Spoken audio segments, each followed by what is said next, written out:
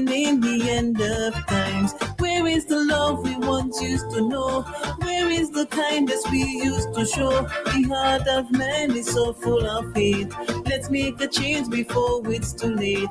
Too much killing, too much blood spilling.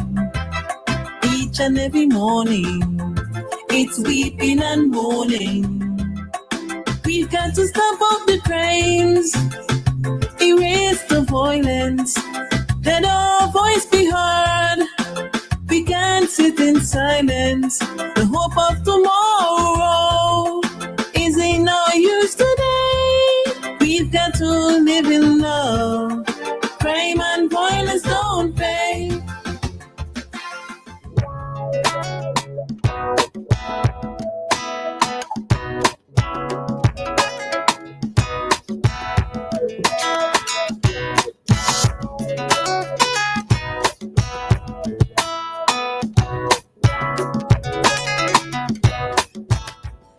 We are back with another cup chat discussion. This is Activated Mornings with Roleza and Dianna, and this time we are going to be interviewing Officers Ewist Francis, who is a sergeant of police and the NCO second in charge of the police, or the second. Did I read that right? Do I say NCO second or second NCO? Second in charge. Okay, so the second in charge of the police carpenting shop, and Mr. Renford Samuel, who is a corporal of police and who is a technician in the electrical department. We are going to be talking about the unsung heroes, the electrical and the carpenter unit, their roles and responsibilities. Good morning to you, gentlemen. Good morning. Go right ahead and introduce yourselves so the listeners know who is who. My name is Ewist Francis. I'm a sergeant of police. I'm working at the police carpenter shop. Okay. All right. Yes, good morning to the listening audience. I am Corporal Renford Samuel. I am attached to the telecommunications department, which have two sections. You have the office and you have the telecom workshop, which I am attached to the telecom workshop. I have been a police officer for 18 years of service. Mm-hmm. Yes. Okay. And Sergeant Francis, how long have you been an officer? 17 years. Okay. All right. And for how long have you been working in your particular department that you're in right now? Well, the last 14 years, I've been working at the police carpenter shop. Okay. So you've been helping to train others, or you've had a lot of people come to work under you? Well, we don't train persons to do carpentry in the police force. We don't do that. But we do a lot of not only carpentry we do plumbing, general maintenance really. Oh, you don't train persons? The persons have to come in knowing these skills already? Well, it's having some knowledge about it and some level of skills. Okay. Interesting. All right. Before I ask my next question, how long have you been with your department? Well, I've been with my department for 13 years now. Okay. Yeah, but before that, I work various departments, various outstations, special services unit, stuff like that. We normally don't train police officers to work at our department, but we train people from technical institution who comes to our workshop to do their internship and stuff like that. Okay. So basically, we train people from the technical and vocational institutions. Okay. Yeah. So I'm really curious, right? So is it a case where on your application form when you're applying to become a police officer, that there's a section that asks what skills you may have? Yes. Okay. Yeah. And in listing the skills, is it a case where I am assigned to these departments, or I can ask to be placed in these departments? Well, you can ask to be placed, but if there's a room for you at the time, then you will be placed according to your skill level. So how people end up in the departments? That's what I want to know. Because the thing of it is that we tend to think of police officers as solving crime, doing this, doing that. We don't. Yeah. We forget. No, legit forget that there are these departments, right? So how do persons end up being in the departments? Well, I can I give you a story? Sure. we had till 9. When I joined the police force in 2008, when we swear in, they asked who has special skills, and they say, well, 70 something of us. So I said I'm a carpenter, and other people say they do other stuff. So then and then I never know that police force had a carpenter shop. I never knew that when I joined in 2008. And then I went training school, came back, worked several outstations, Stubbs, Kuala, Spring Village, Leyu. When I was in Stubbs, I received a call from the commissioner himself, say that I must report to carpenter shop. It was the first time I ever know about carpenter. Okay. But okay, so in your case, right, having to report there, was it a case where this was what you wanted when you joined the force? Because you know how we have the perception of police officers, again, solving crime, etc. Is it a case where this was where you actually wanted to go? Remember I said before, I didn't know there was a carpenter shop. So when they told me that, I said, okay, it's something I love to do. Okay. So, okay. Oh, all right. In your case now. Yes, and it's similar to Francis's case. When I joined in 2007. Right? I didn't know that there were skills department that existed in the police force. All I know about is police fighting crime and stuff like that. But when I was at SSU, right? Because I came in with my skill already. I came into the police with my skill. So when I was at SSU, there was a training came up, an interior electrician course in the United States. It came up, and they asked if anybody at SSU wanted to go under training. This is so interesting. So I said, yes, I would like to go, because I know a bit about electrical installation and stuff like that. So I was selected. I went on the training. When I came back from the training, I spent like a couple months at SSU. Then I was transferred to the telecom department, where they does electrical and electronics maintenance and installation and stuff like that. All right, so I'm going to put you on a spot. Was this where you wanted to be then? Well, after I found out that yes, there's that department in the police force, I say, yes, man, I would love to work there. I love to go there and work there. Okay. Yeah. All right. So have you both preferred working where you are now, or you preferred when you were working in other areas? Let me answer, yeah? I love what I'm doing. Okay. I love what I'm doing. So, yeah, that is a plus for me. Yeah. Okay. Being a police officer and having a skill is a plus. And I said before that I love to do carpentry. Well, we do general maintenance, but I love to do carpentry. I'm a joiner, also a police officer. All right.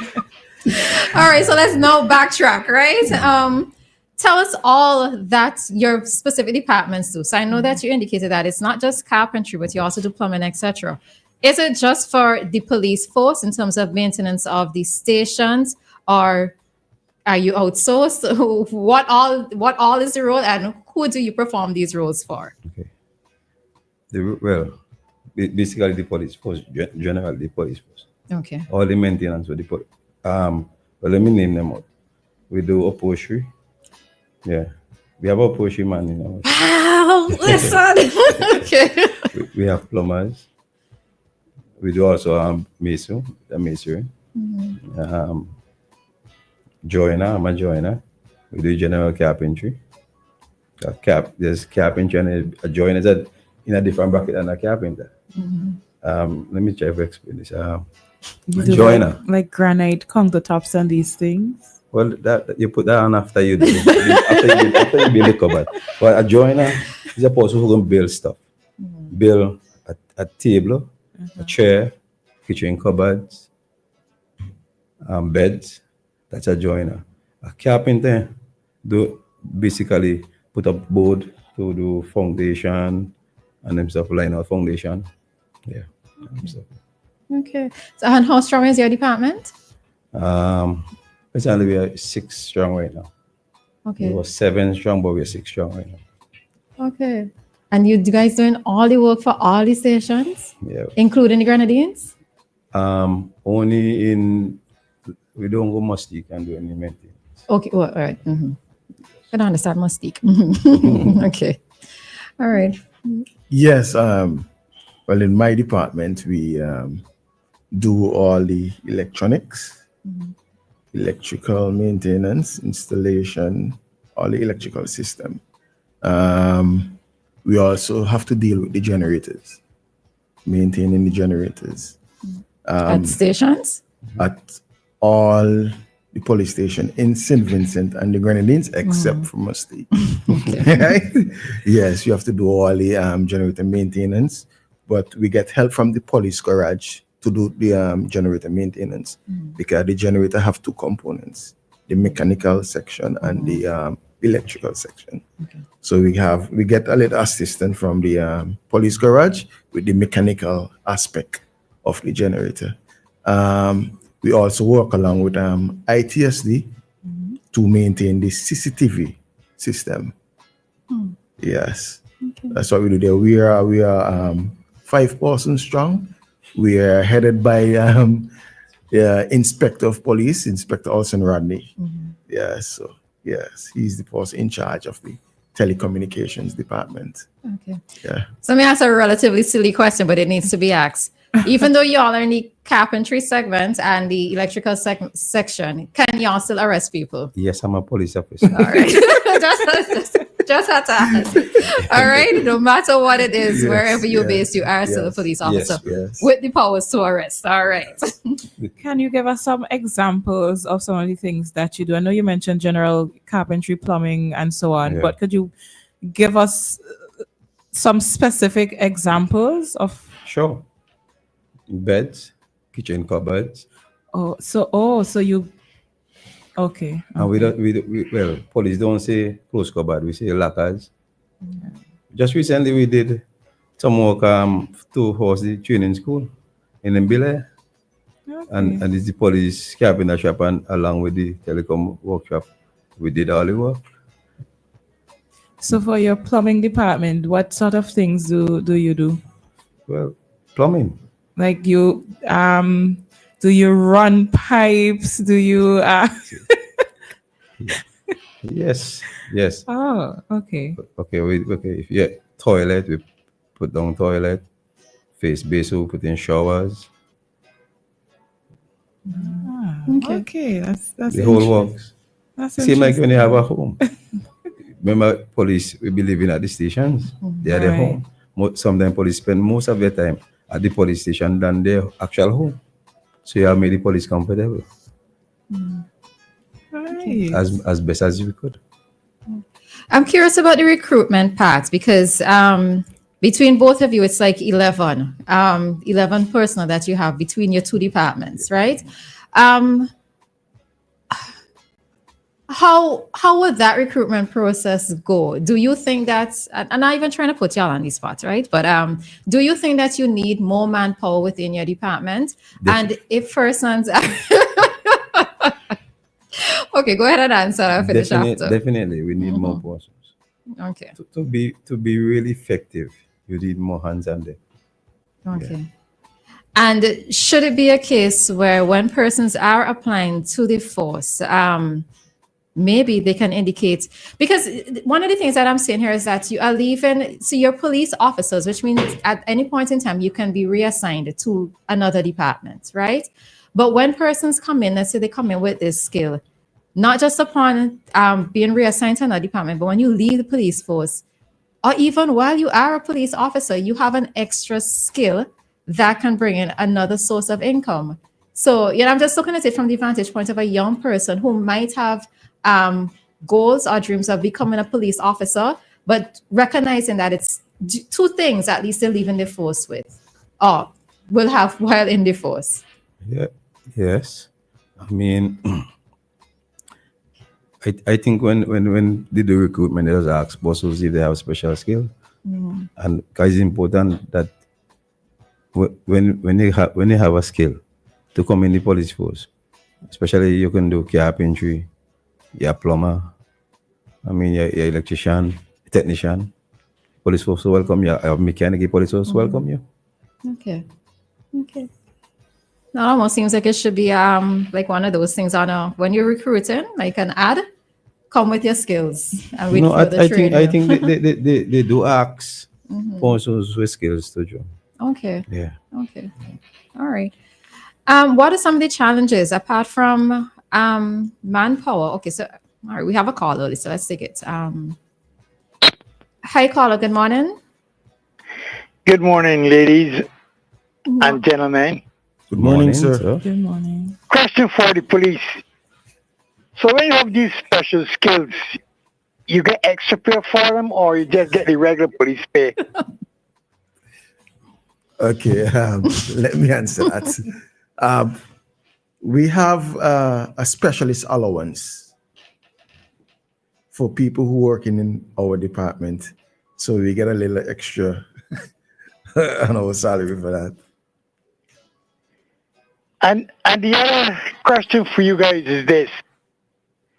If a private person or company or anything private, can they recruit the police to come and do their carpenter work or their plumbing work or whatever? Sure. Or this is strictly for the government? No. Well, I'm a professional person, so I have a skill. If you have work for we to do, we can do it for you. Okay. That will be on our own time, not the police time.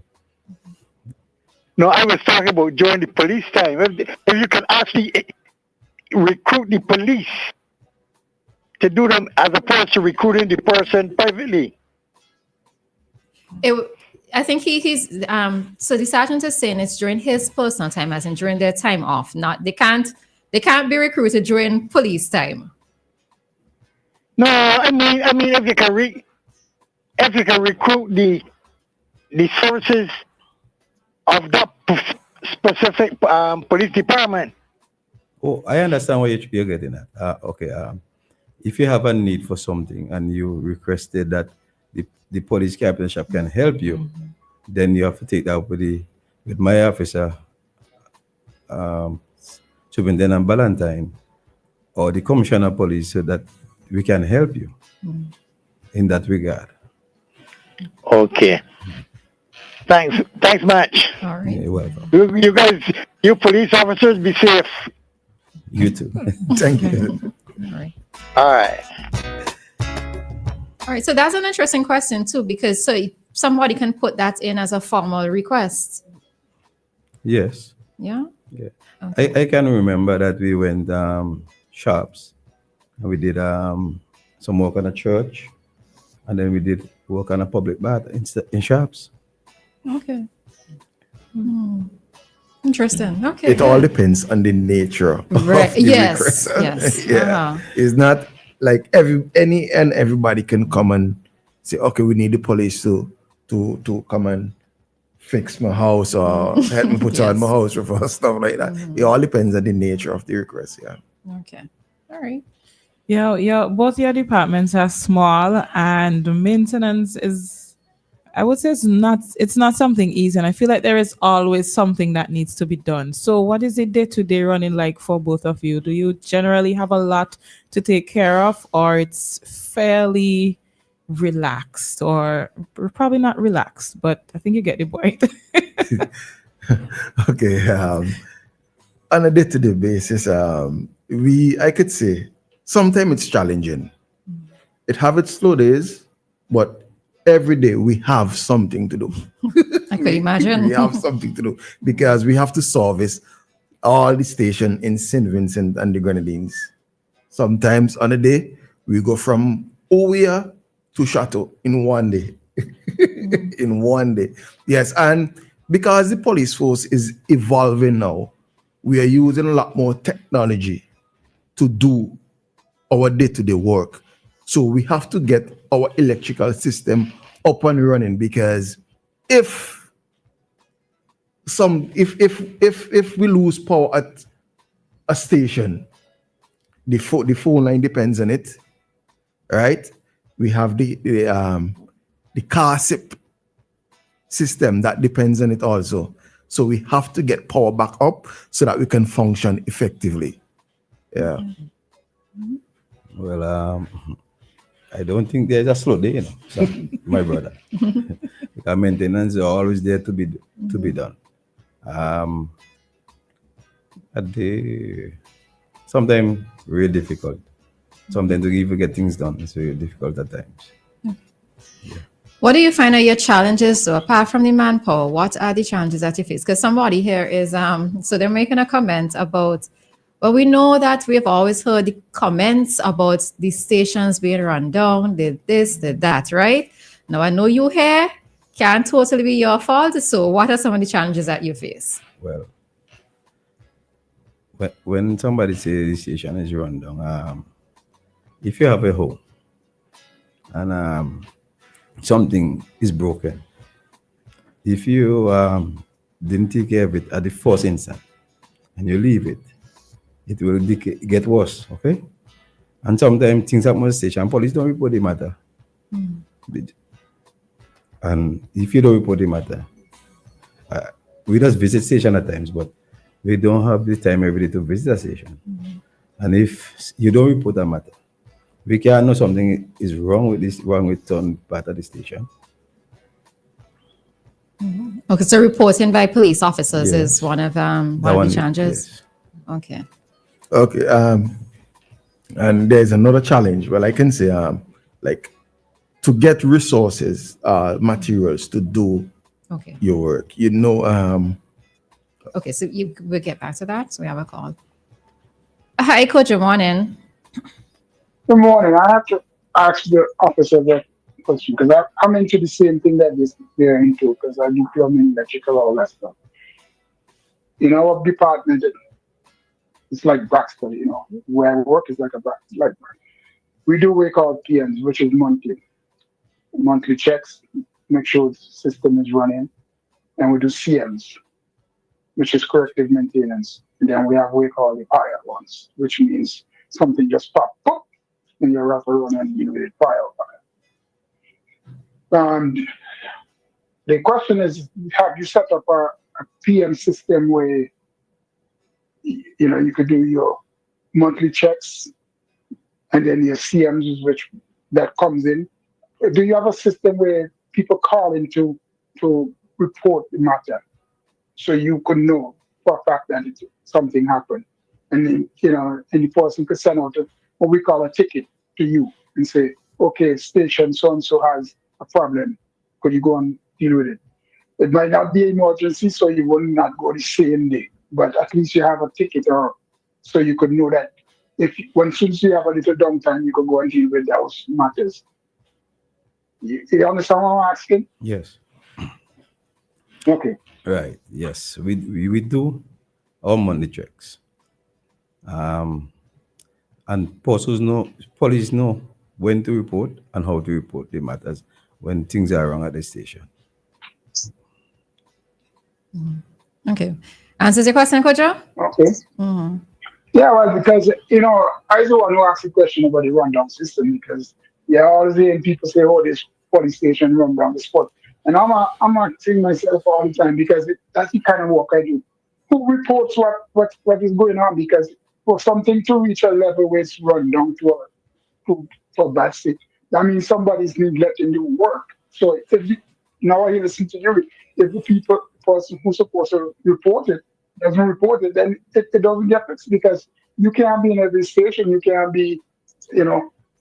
I have 9 buildings that I take care of every day. Not every day 9 buildings have problems, but sometimes one building has one major problem and another one has another problem. So, you know, unless there's a reporting system where there's a ticket system where it's known that that problem exists. When I finish working with that one problem, I might forget that somebody called me and told me about something else. But if there's a ticket system where, like on my phone, I have all the jobs related to my day, given day. So if I miss one today, I could go back and check my phone and I could go, oh, let me go and fix this one. I'm just saying that's probably a system we need to set up where the job doesn't get lost because of word of mouth only. Okay. All right. So we'd allow the officers to respond to that. Okay. Okay. All right. I'm going to go off now. So. Yes. All right. Okay. Okay.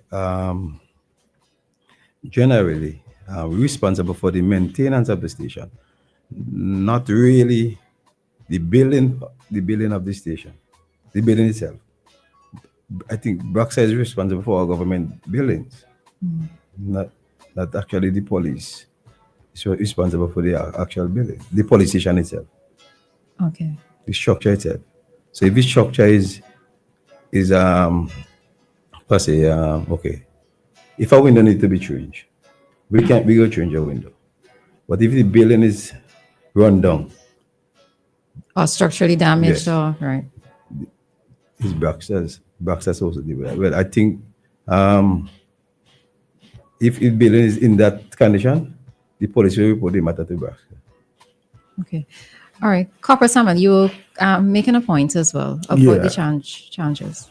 Yeah, I was making a point about the challenges, but I just want to respond to what the caller was saying a while ago. We have a system in place. When reports come in about any electrical maintenance, we have a record that we always record it.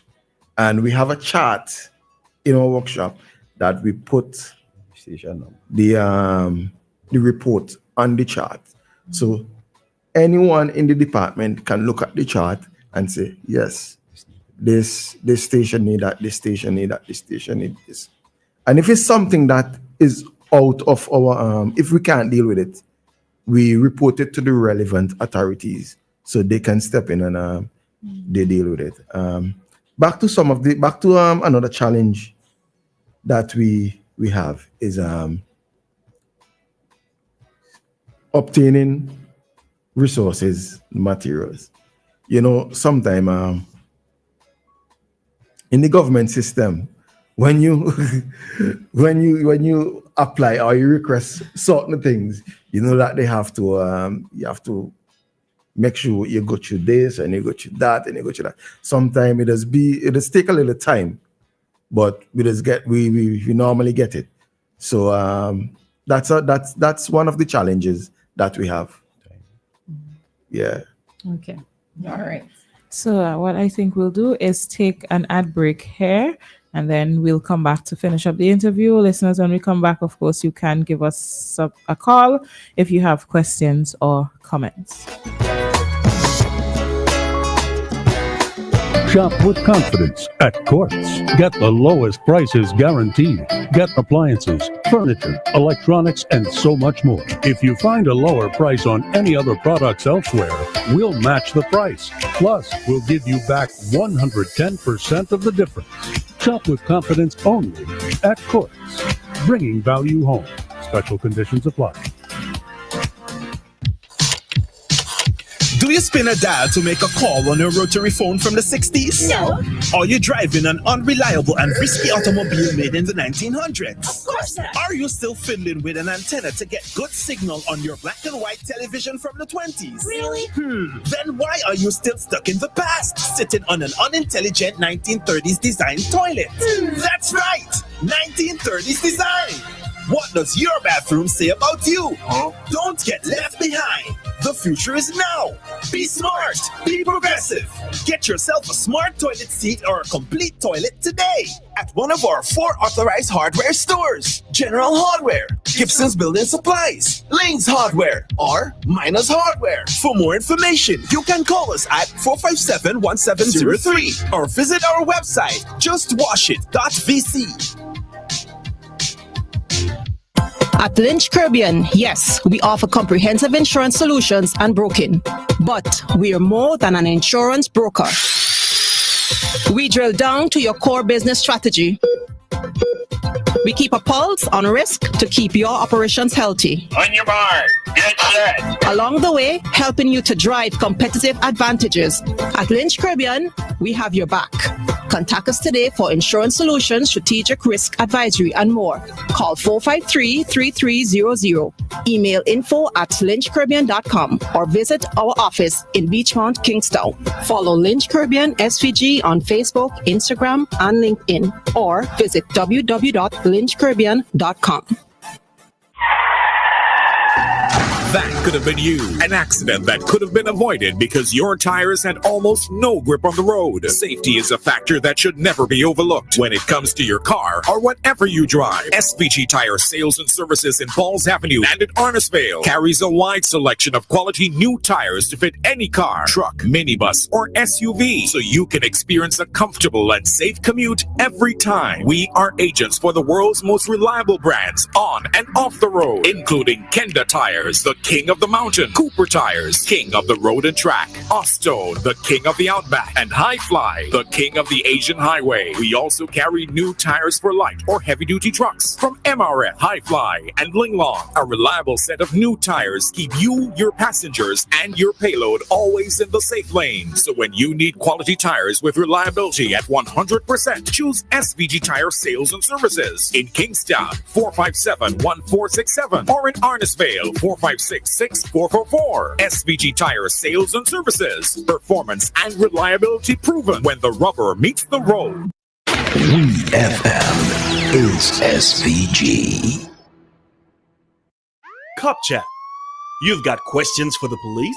They're here to give you the answers on WEFM 99.9.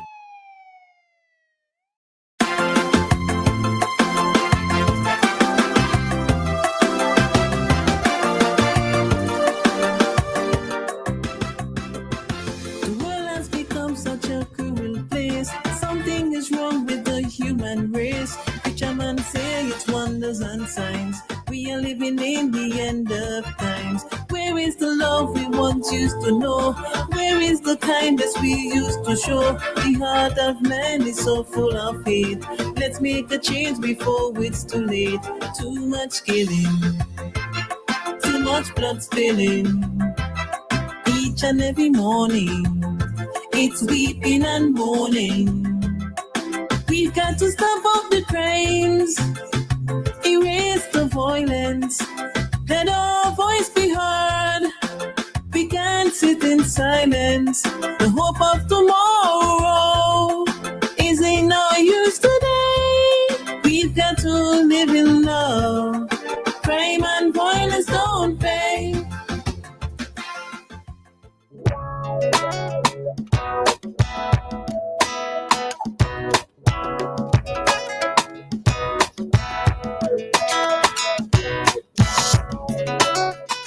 We are back with our Cup Chat discussion here, speaking on the topic, the unsung heroes of the Royal St. Vincent and the Grenadines Police Force, the electrical and the carpenter unit, their roles and responsibilities.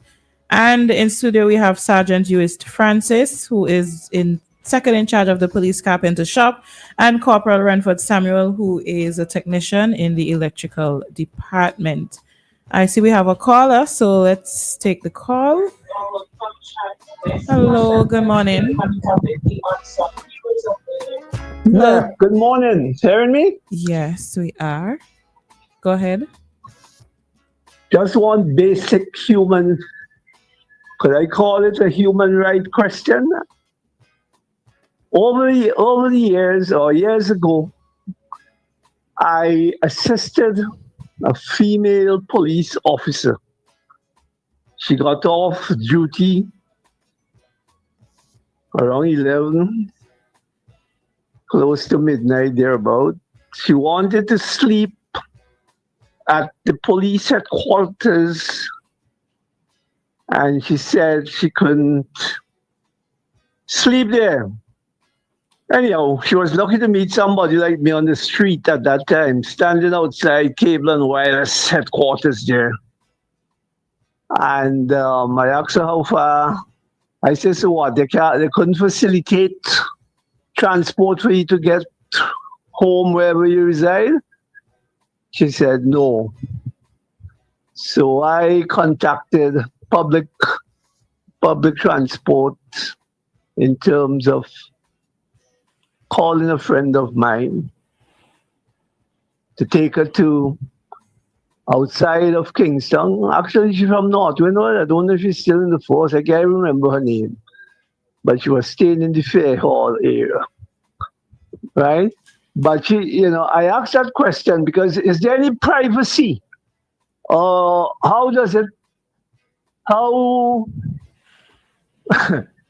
the females accommodated at police headquarters? Because I think, I just say, I don't know. They have a right to sleep in there if they want to sleep there and so on. But is it suitable? Is it adequate for a woman, a female police officer? Is there any privacy for her among the men or whatever it is? Or if everybody is just an open sesame? That's my question. Thank you. I just have one question for you, though, Dave. How long ago was this? So that we'll be able to put it into context. How long ago was this when you met the young lady? Boy, how long ago that is? It was, to be honest, I can't remember. So I better not comment. A good long time. Well, it's a fairly long time, yes. It's not recent because I've been off the road now for some time. So it's not in recent time, but okay. All that's right. why I said I don't even know if she's there. Still. All right, so the officers would answer now. Okay? Thanks. There's a dormitory for the female, and it's separated from the male. So everybody the male have the dormitories, and the female also have their own dormitories. So there's privacy for the female. Okay. All right. All right. So we continuing? Yeah. All right. So to continue with our interview, just to remind you, listeners, if you have any questions or comments, you can give us a call, 457-9997. That's our WhatsApp number as well as our landline number. My next question for you, what is your relationship like with the other members of the force in terms of how they view the police officers in the technical department? Is there this mutual respect for the things that you do? We have a call. Okay. So we'll come back to my question. We'll take a call. Hi, caller. Good morning. Caller. Hey, good morning. Good morning. Good morning, angels. Good morning, officers. Morning. Morning. Let me identify myself. I'm retired Commissioner Charles. Just for the question that he asked a while ago. Prior to the Central Police Station being burnt in the late 80s, female officers never used to stay at the station. They were gathered together and they rented houses around Kingston and its suburbs. I know there were several women police living in trenches, Kingston Park, Redemption Shops, very close to Central Police Station. But after the reconstruction of Central Police Station, the upper floor, that is a female dormitory. And as the officer quite rightly stated, it's only females are there. It is constructed for females, with the amenities for females. If a female officer chooses not to stay at the station after she's finished working, well, that's her responsibility to get to her home, because there's adequate. So they say adequate because what might be adequate for me might not be adequate for another person. But there's reasonable accommodation for female officers, and not only female, all the officers. And at your stations, in recent times, additional rooms have been reconstructed to fit females, because we have a lot of female NCOs who's in charge of the station. And as an NCO in charge of the station, you have to get the station. For example, MESPO, there's a room reconstructed for female NCO. LEU, now that I already move out, I am not 100% sure if yes, because LEU had a sergeant who was in charge of the station, so she would have been at the station. In very long time, I know when Corporal Denny, for me, she was stationed at Stubbs, and this was very, very long. And the room was reconstructed for Corporal Denny at Stubbs, at the old Stubbs police station. So there's adequate, let me correct myself again. There's reasonable accommodation for police officers at stations. That's my contribution. All right, thank you for that. All right, any comments on that? No? All right, so we could go back to my question about, okay, there's another call. Hi, caller, good morning. Hey, good morning, ladies and gentlemen. Morning to you. And morning, Mr. Charlo. You know, calling former police commissioner. God bless you, boy. Hope you live and looking the same way all the time. I live to 1,000 years, Charlo. Good man, good policeman. Well, we appreciate the work with police doing in Silbinsu. From ever since, especially now, especially them in at the hall and all these places, and them fellas like Henry and Jay and all these fellas, Azric and these fellas, and Bailey and these fellas. Police doing good work, and they're trying the best all the time. You could see them up and down trying the best. And then they never hesitate when they really call them. And Vincent and police doing a good work. They're doing a good work. Now, mind sometimes people will be saying things and all kind of things, but people want everything to done immediately they talk.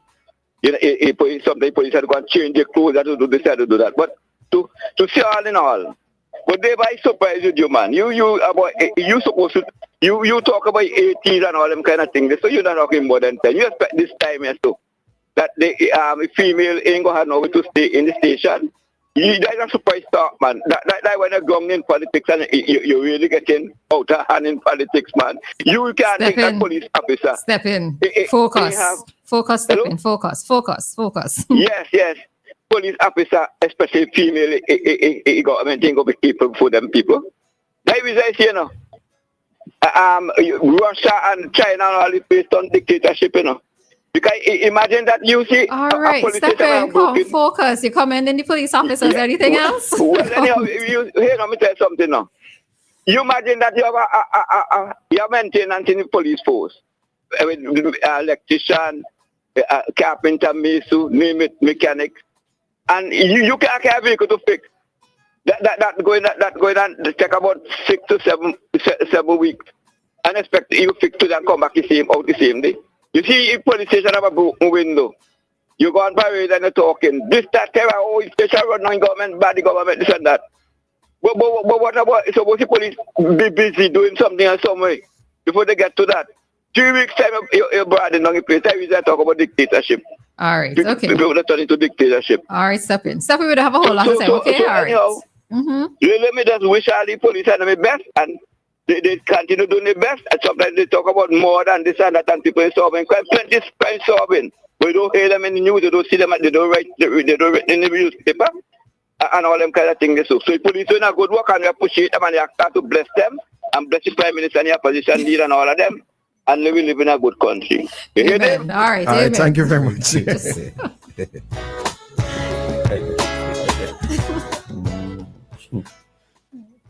All right, so back to the question about the views of the other members of the police force in relation to your technical departments.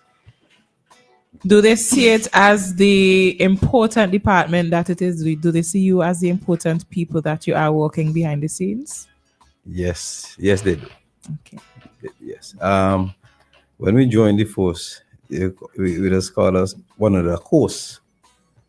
It's like a brother, you know. Okay. So all of us are police officers. Whether I have a skill or not, all of us are police officers, and we get along well. And they look to us for solution for the plumbing problems. Personally too, at their homes, yes. The electrical problems, the carpenter problems, they look to us for advice of actually do the work for them. All right. Okay. Anything to add? No? All right. I guess as with a society, everybody knows their role and everybody is integrally involved. So that's good. All right. So question with regards to your training and certification, because, not just anybody could turn up at your house and claim to be an electrician, right? Or in terms of carpentry or even plumbing. So what do you get on the job training in terms of being able to update your skills or updating your skills? What happens there? Well, I can speak from my department. For an electrician, you have to be certified. And in my department, all of us are certified. But and certified by who? Well, I did the training in the United States. Okay. I was certified by that. There are two of us in the department that have license. There's something called the electrical license. You have to get that license to do electrical work, and you have to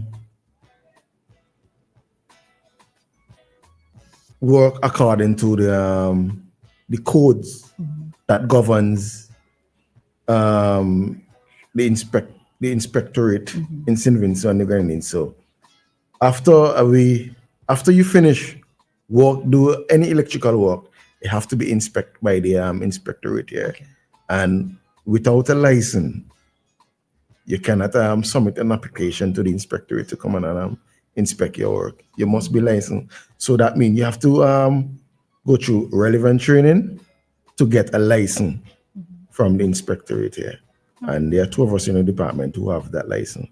And we always have to keep up to date to the code and standard here. So a lot of times we go to the inspectorate and we keep up to date to whatever standard they have or whatever codes they have. Okay, good. Mine is a bit different. Well, I never went anywhere to do certified training. Okay. But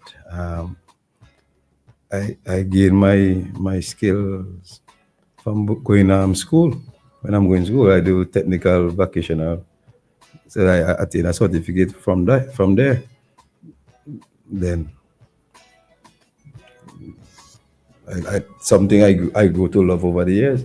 And as an individual, you need to develop yourself as a person. And having the skill, I always go learn new techniques, do different stuff.